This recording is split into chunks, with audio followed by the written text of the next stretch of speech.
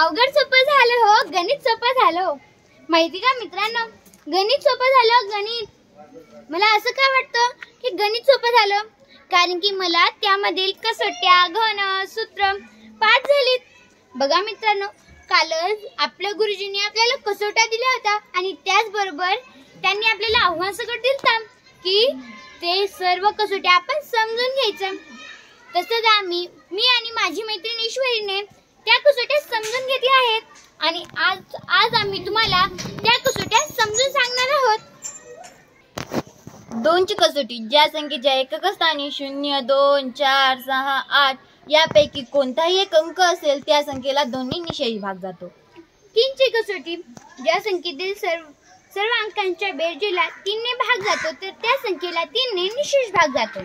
4 ची कसोटी, ज्या संख्येच्या दशक व एकक स्थानच्या संख्यांना मिळून तयार झालेल्या संख्येला 4 ने भाग जातो त्या संख्येला 4 ने निशेष भाग जातो.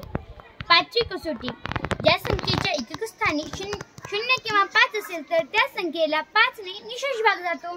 6 ची कसोटी, ज्या संख्येला 2 व 3 ने निशेष भाग जातो त्या संख्येला 6 नेही निशेष भाग जातो.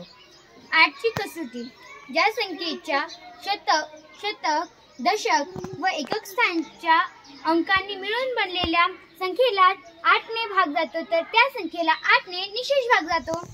9 ची कसोटी, ज्या संख्येच्या सर्व अंकांच्या बेरजेला मिळून 9 ने भाग जातो त्या संख्येला 9 ने निशेष भाग जातो. 10 ची कसोटी, ज्या संख्येच्या एकक स्थानी 0 असेल तर त्या संख्येला 10 ने निशेष भाग जातो. धन्यवाद.